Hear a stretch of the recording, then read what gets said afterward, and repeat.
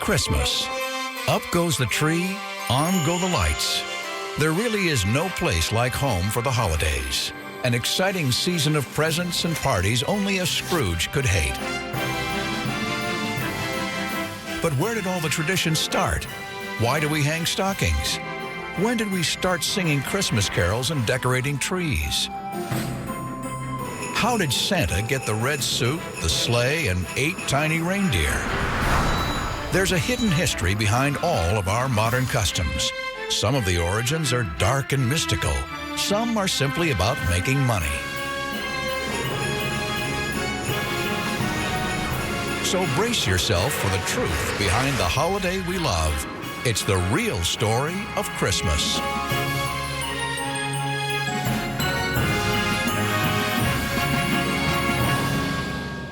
Well, it's beginning to look a lot like Christmas everywhere you go. Take a look at the 5 and 10, glistening once again, with candy canes and silver lanes aglow. It's beginning to look a lot like Christmas. Temperatures drop, snowflakes fly, and cities and towns seem to start dressing up earlier and earlier. These days, the holiday party starts in most places just after Halloween. And that's because it's a big, big business nationwide. The spending for holiday decorations and gifts adds up to over $15 billion each year. There are Santas at every shopping mall from coast to coast, sleighs full of toys, and there are lights. Lots and lots of lights. We like lights. As little kids, I think we all jumped in the family car and drove through different neighborhoods to see the lights. Decra Industries is one of the largest holiday decorating companies in the United States. Its designers and craftsmen create the splashiest of Christmas displays for public squares and shopping malls across the country. We like big. We like our deer big. We like our trees big. The 500 miles of modern Christmas lights Decra uses each year are a lot more complex compared to the earliest holiday lights commercially available. When were the first electric Christmas lights invented? In 1882, by Edison Company Vice President Edward Johnson. Later, General Electric offered strings of 24 bulbs for $12, which is equal to $280 today. This bright idea is often credited to a New England telephone worker. The real inspiration came from his job, where he worked for the telephone company, and it was, the little light bulbs in the early telephone switchboards. That gave him the idea for what we now know as Christmas lights. Like the origin of electric Christmas lights, the backstory of many of our holiday traditions is part of the obscure but real story of Christmas. The reason behind the strange things we do each December. For instance, chopping down a tree and propping it up in our living rooms. Yet over 30 million of us will do it before December 25th. But why? It's a long story that lies nearly 2,000 years in the past, at an annual celebration practiced by the ancient peoples of Northern Europe. Every December, on the shortest day of the year, when the Earth was tilted furthest from the sun, came the winter solstice. It marked the darkest day of the year, but also the time when the promise of longer days gave cause to celebrate. To honor the occasion, ancient tribes held a 12-day festival they called Yule. You have the crops brought in, you have the meat being slaughtered. You slaughter some of the farm animals because you can't feed them during the dark days of winter. So there's a lot of meat on hand. The beer has been made. It's perfect time for a feast. The Norse burned a giant Yule log for all 12 days of the feast. And they brought evergreens, firs and holly into their homes. Over the centuries, the concept grew, and later it was co-opted into our modern Christmas tree custom. Today, picking out the family tree is a holiday tradition. And in any given year, American farmers are growing 350 million trees on 15,000 Christmas tree farms. That's roughly one tree for every man, woman, and child in the nation. Growers are constantly replanting. Years from now, today's seedling will become the decorative focal point at someone's Merry Christmas. The biggest thing that I've heard from customers is, particularly with the balsam fir, when you open the door when you come home from work, you can smell that tree in the house. And that scent is what makes Christmas for them. That's the biggest thing for the Christmas trees. It's not always easy to see how our modern customs connect with ancient traditions. What does any of this have to do with the birth of Jesus some 2,000 years ago? For Christians, that eventful moment is where the story of Christmas begins. How do we know what we know about the birth of Jesus? We actually have two different sources from the New Testament for the Nativity. We have the Gospel of Matthew and we have the Gospel of Luke. They don't refer to one another, they may not even have known about each other, and they tell us two different sets of things about what happened for Jesus' birth. And what we tend to do is we put these two stories together to get a kind of full picture that we call the Nativity. Matthew's Gospel gives us the Star of Bethlehem and the wise men, called Magi, who bring gifts to the baby Jesus. There's a kind of symbolic value to these gifts. What they're doing is they're bringing really, really precious goods to honor this child with a very humble birth. And there's a message there about how we need to recognize this birth isn't really humble at all, because this is a king being born. This is the first example of Christmas gift-giving, but no one recorded when this actually happened. Nobody knows the true date of Jesus' birth, and early Christians didn't celebrate birthdays. So how did Jesus end up with a birthday on December 25th? Long before Jesus was born, the Romans celebrated many pagan holidays, particularly in December. And these end-of-year festivities set the stage for our modern Christmas holiday. One Roman holiday was Saturnalia, which began on December 17th and was a series of parties that would last anywhere from 3 to 5 or maybe 7 days. And you can think of it as sort of a big office party, but in togas. Romans exchanged gifts at Saturnalia, just as we do at Christmas. Slaves were served a special feast by their masters and enjoyed freedoms that they lacked any other time of the year.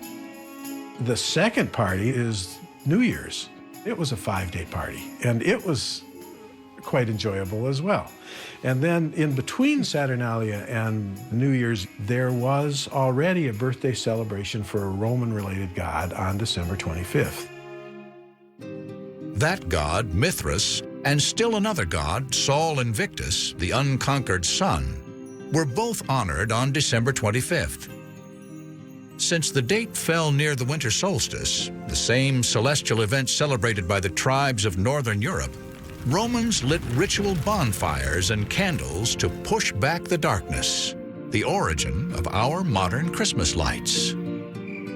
The winter solstice is the darkest day of the year. You know how dark it is when you get up. You know how dark it is before the end of the day. You can't wait for the sun to come back. Pagans all over the world celebrate that darkest day. And in Roman religions, it becomes central to the year. After Christianity became Rome's official religion in the 4th century, leaders chose to absorb pagan traditions rather than outlaw them. This is when the church finally decided to honor Jesus' birth, choosing a date close to the winter solstice, December 25th. But as the church continued to absorb various ancient traditions, what emerged were two experiences of Christmas, one religious one less so. Outside the church, in private homes and in the town square, Christmas looked more like a big drunken block party. Ultimately, this rowdy secular Christmas would dominate the religious one, forcing later reformers to propose banning both Christmases altogether.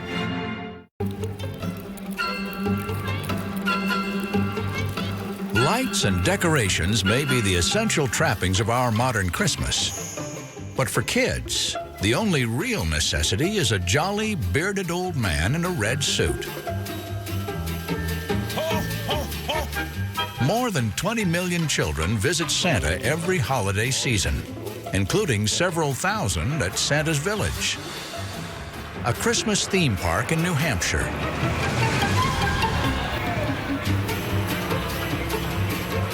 Where kids can also pet an honest-to-goodness reindeer. The males get to be 350 to 400 pounds, and when kids walk into the barn, they just, they can't believe how big they are. And they feed them the crackers and the carrots and the apples, and it's just an amazing thing. These reindeer do fly, but only on Christmas Eve. Ancient revelers would have a hard time recognizing our modern Christmas. But if you think of the holiday centuries ago as an idyllic season of peace, think again. Christmas was earthier, unrestrained, and fun. In the High Middle Ages, in 1400, 1500, you find Christmas really picking up. Kings are talking about this and how they have huge Christmas feasts. So you find gift-giving really popular. You find sort of the lights and Yule log traditions gaining in popularity. But Christmas was also a solemn church day to be spent in prayer. And each of these Christmases, religious and secular, also had their own separate music, just like we have today. You have hymns in the church. They're sacred music, and they're sung in Latin.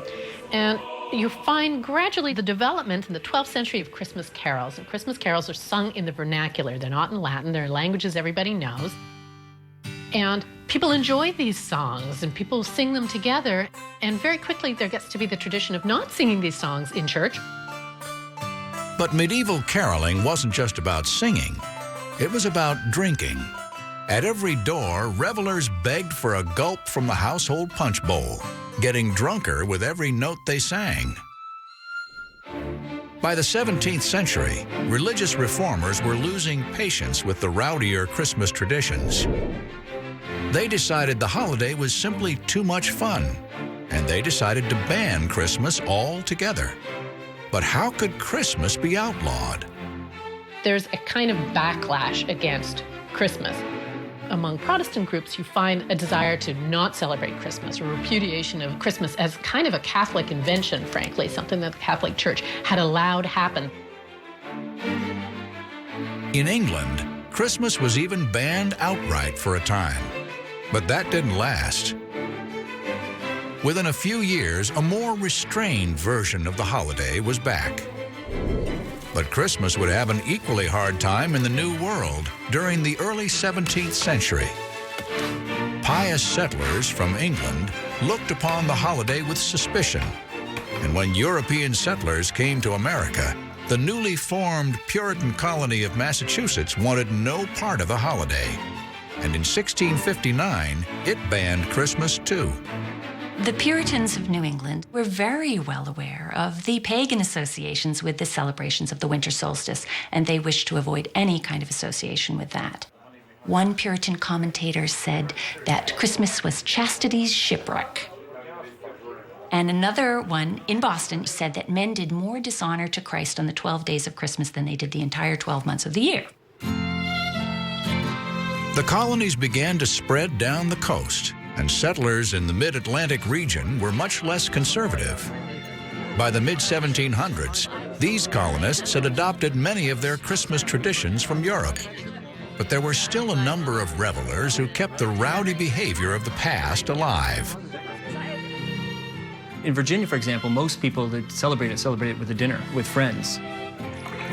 And the colonial records and the early Republic records are full of instances where people in, a gentleman's home in Virginia, they're having a nice Christmas dinner when the local rowdies get word of it and pound on the door, and they go through this very ancient ritual of give us some food and drink or we're going to throw rocks through your windows. And so both those traditions are still there.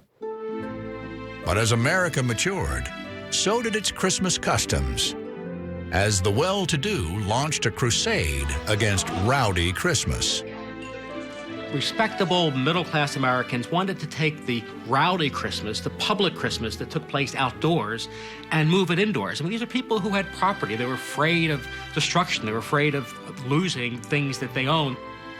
So they want to take this public rowdy event and take it from the streets and bring it into the home and make the focus of Christmas around the family, around this private gathering that takes place in the house.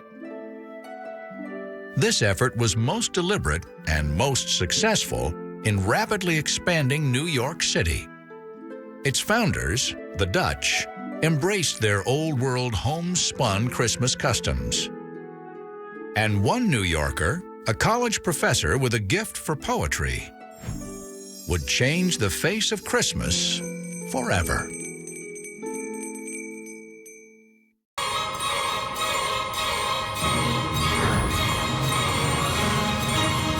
New York City, the Big Apple, the city that never sleeps, the birthplace of Christmas? It's true.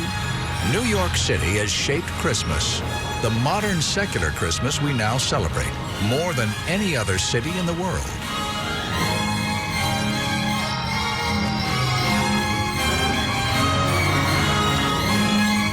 And it's really because of the efforts of two very gifted New Yorkers who lived here in the 1800s.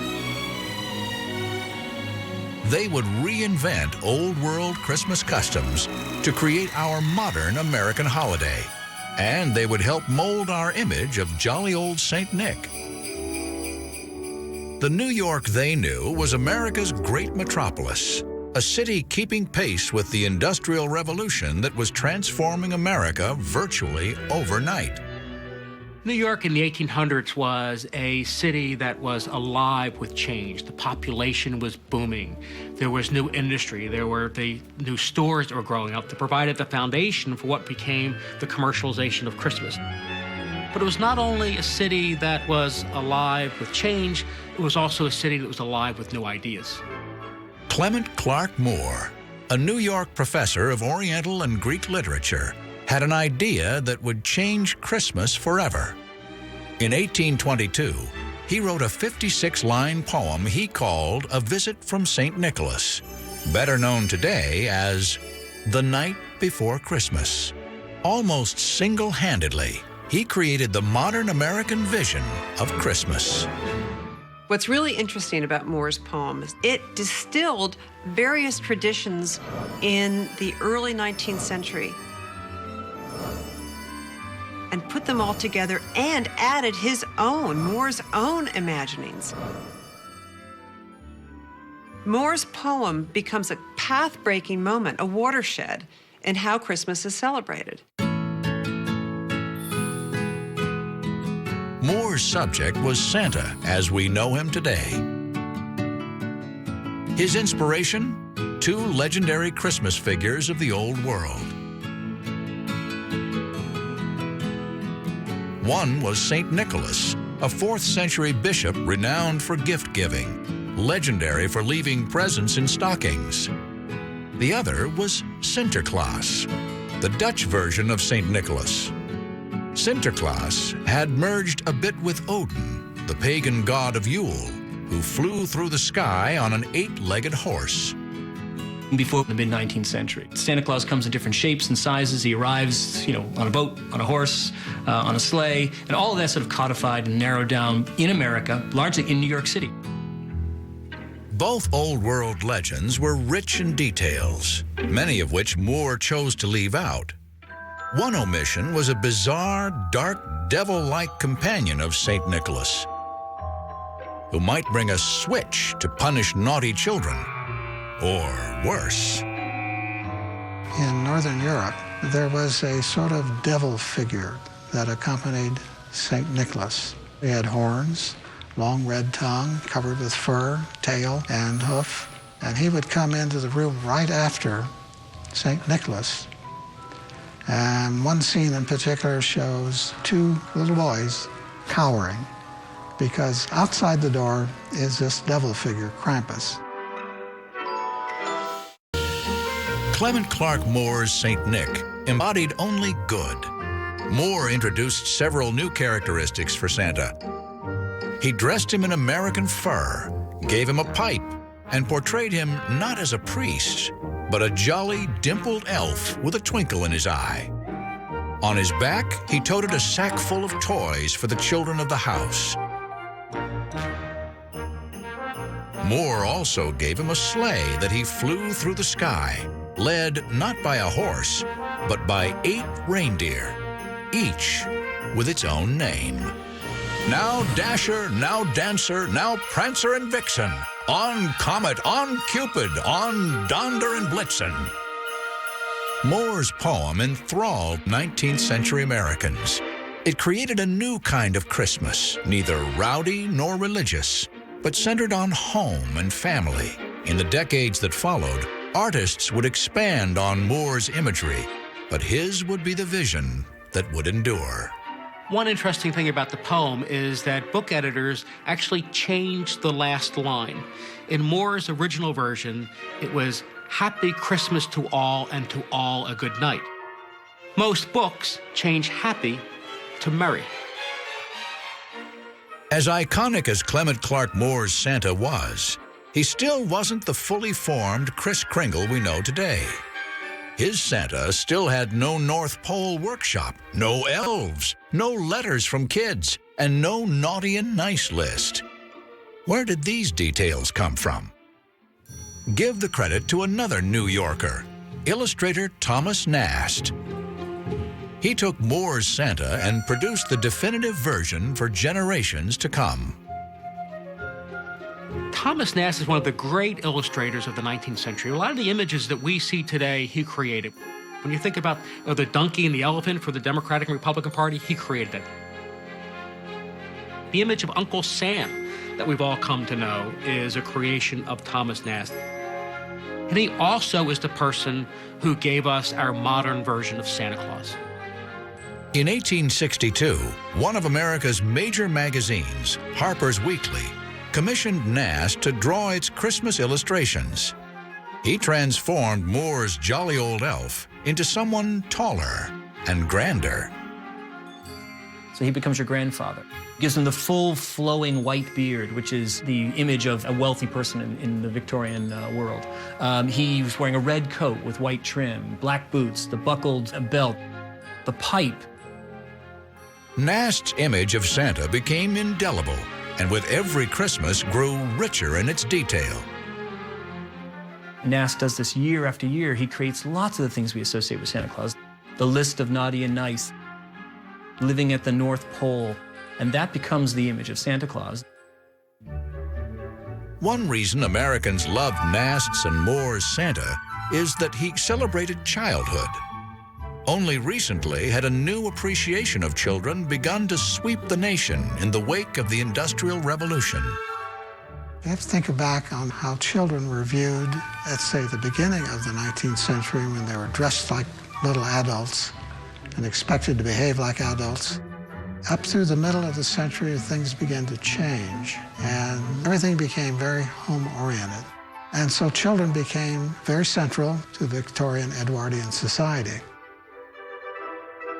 And by the mid-19th century, the Christmas tree, a variation of that ancient Norse custom of bringing in the greens, became the centerpiece to the family-oriented American Christmas.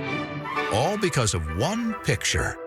On December 23, 1848, the Illustrated London News published an image of the young Queen Victoria and Prince Albert with their family assembled around a Christmas tree, part of Albert's German tradition. England fell in love with it immediately. 2 years later, this same image of Queen Victoria and Prince Albert was republished in a very popular American magazine.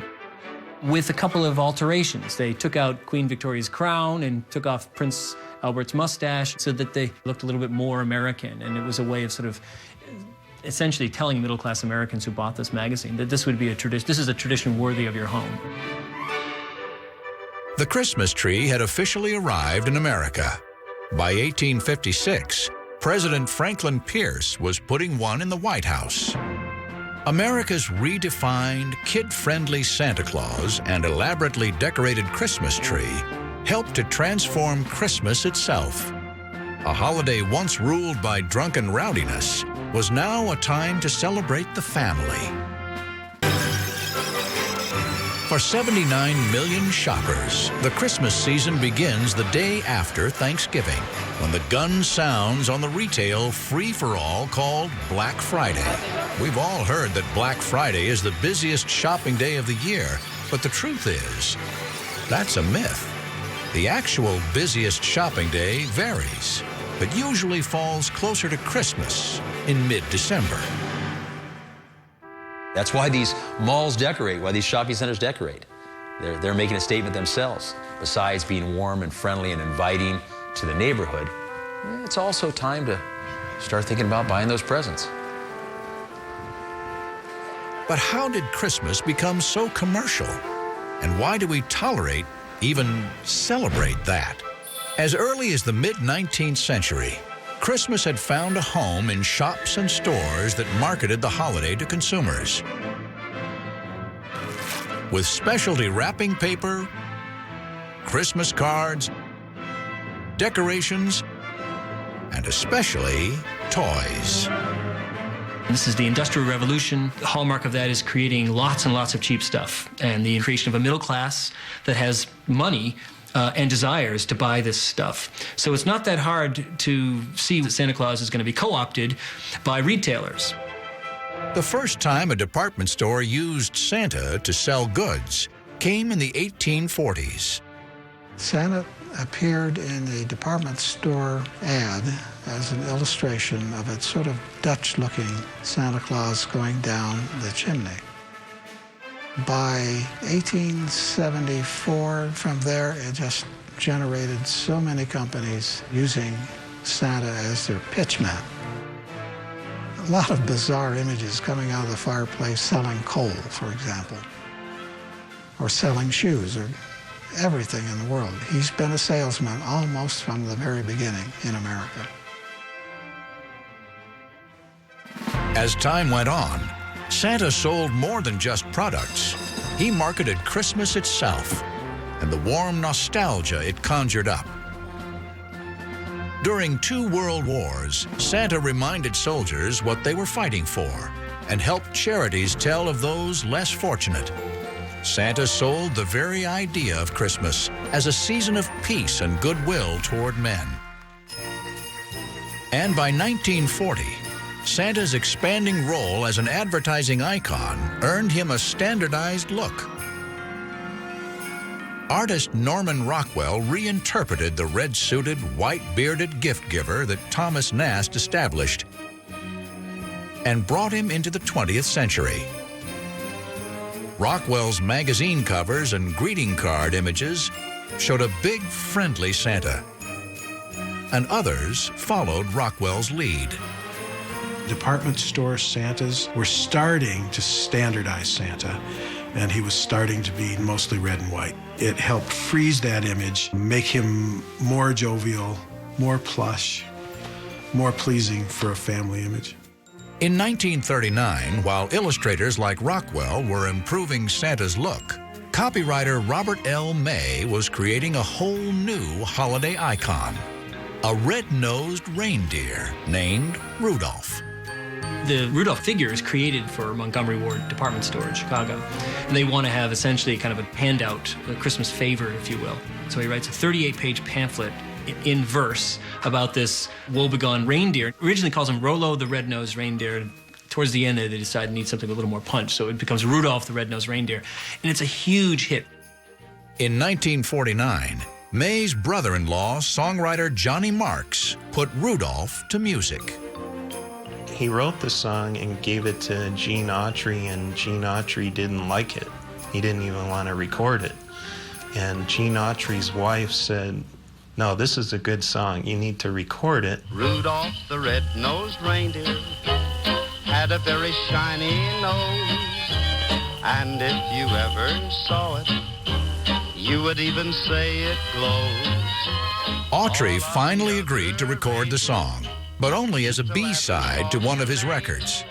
B-side or not, Rudolph became the biggest hit of Autry's career. Sung by millions over the past 60 years, the story of this once shunned reindeer has gone down in history. This is the perfect example of a person who wasn't popular, who, after getting derision from people, ends up being the hero. Isn't that what all of us want? No wonder this story resonated.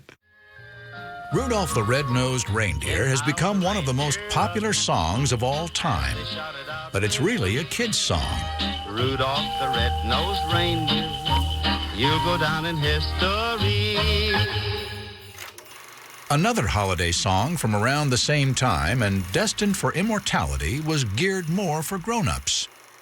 Written by Irving Berlin and sung by Bing Crosby, it's the biggest hit of them all, White Christmas. White Christmas is a song written for a film in 1942 called Holiday Inn. It stars Bing Crosby, and it's kind of a race through all the great American holidays, and Christmas just being one of them. I'm dreaming of a white Christmas, just like the ones I used to know. So the song doesn't really catch on. It's the spring of 1942. We've just gone to war, but it catches on in the fall of 42, which is when America is really approaching its 1-year mark of being at war. And these now hundreds of thousands, soon to be millions of GIs, are going to be spending their first Christmas away from home. And that's where that song has that real heartstring pulling, nostalgic feel to it, that the record sales just skyrocket in October, November, December of 1942. White Christmas is one of the most successful singles ever released, and it has been for more than 50 years. The homespun values at its heart, the values of Christmas, were what ex-GIs yearned for in post-war America. In 1946, they found those values in the reigning classic of all Christmas-themed movies, It's a Wonderful Life. It's a Wonderful Life started life as a short story called The Greatest Gift by Philip Van Doren Stern, and it wound up in the hands of Frank Capra, who had just come back from World War II, where he had shot the Why We Fight series of propaganda films for the U.S. Army. The Oscar-winning director, weary of war, crafted a sentimental masterpiece about George Bailey, a man who sees the world as it would be had he never been born. It's a yin-yang film, you know. The yin is Bedford Falls. That's for nothing. The yang is Pottersville, and you see the other face of people and what they might have been. Mother. Mother, what do you want? Mother, this is George. I thought sure you'd remember me. Years after its initial release, It's a Wonderful Life was rediscovered by younger generations on television. Aired over and over again each year, it eventually became one more treasured holiday custom, pointing out the comfort of ritual and tradition. To my big brother George, the richest man in town. The broadcast success of It's a Wonderful Life proved that Christmas and television were a powerful combination. In the 1960s, animators would craft specials destined to become a beloved tradition. One holiday special was expected to be a dismal failure, but instead became a classic.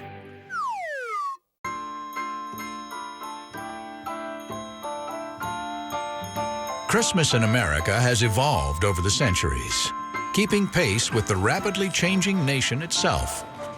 Yet even in our modern age, Christmas has remained a home-based family holiday full of nostalgia and childhood memories.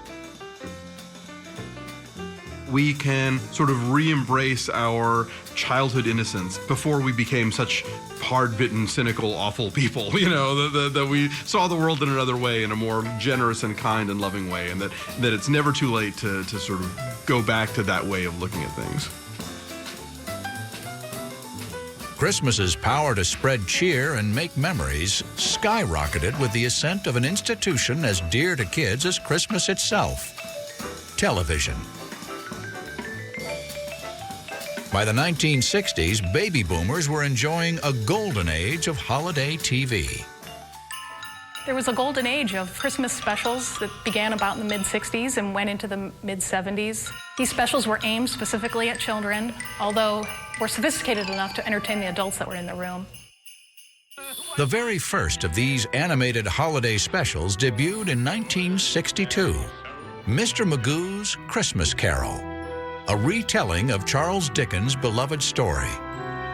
If you really think about it clinically, it's kind of a strange combination, putting Mr. Magoo in A Christmas Carol. Here's this comic character, and he's playing this dramatic role in classic literature. Christmas! Ha! Bah, humbug! After Mr. Magoo's Christmas Carol came a flurry of animated specials destined to be rerun every Christmas for decades to come. Rudolph the Red-Nosed Reindeer, Frosty the Snowman, Santa Claus is Coming to Town. Let me have just a little magic. And Dr. Seuss's How the Grinch Stole Christmas. But in 1965, one special featuring a little round-headed kid seeking the true meaning of Christmas topped them all. In 1965, we got a call from the McCann Erickson advertising agency who represented Coca-Cola. They said, have you and Mr. Schultz ever thought of doing a Charlie Brown Christmas show? And I lied and said, absolutely.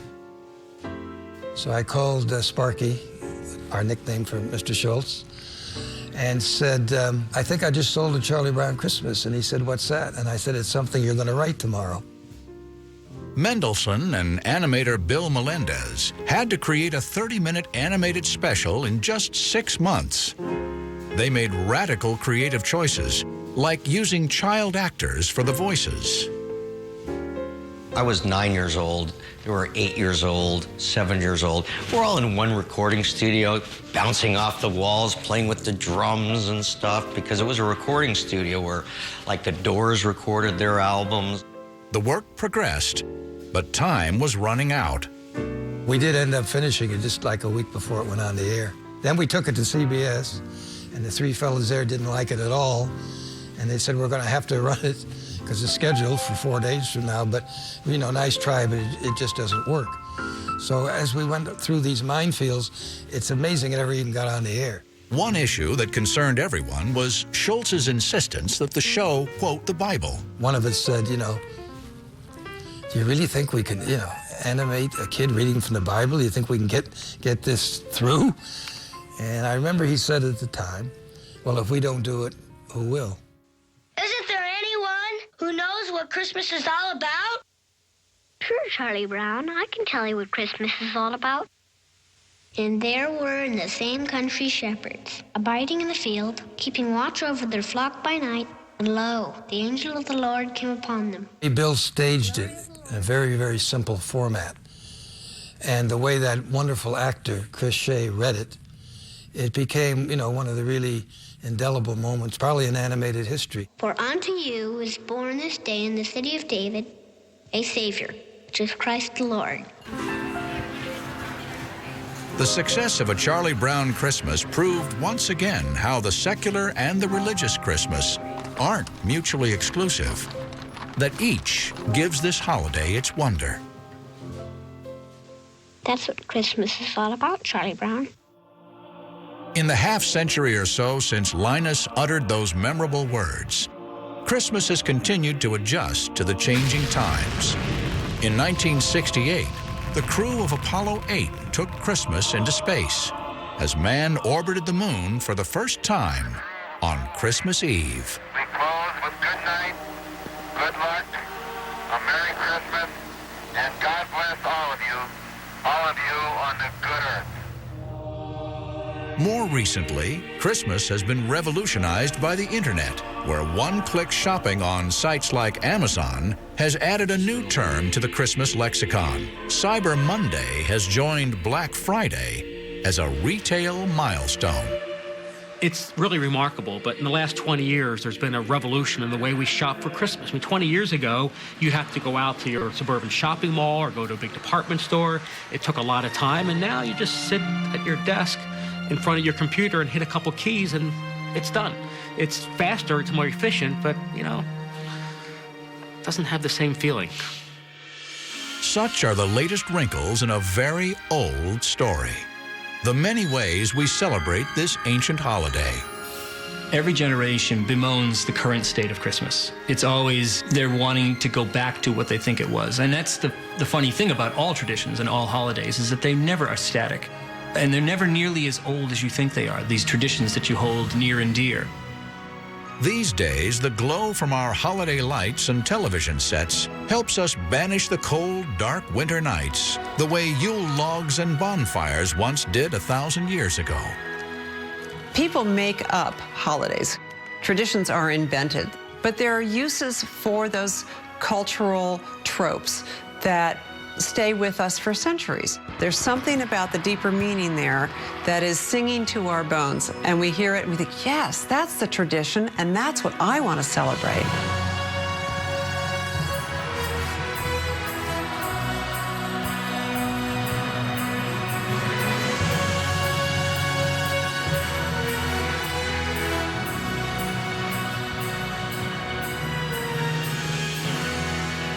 For as long as we can remember, we bring in our greens and light our candles. We hang our stockings and sing our carols. In church and in the streets. Amidst the chaos, we even find time to rejoice at the birth of a child 2,000 years ago. Merry Christmas to all, and to all, a good night.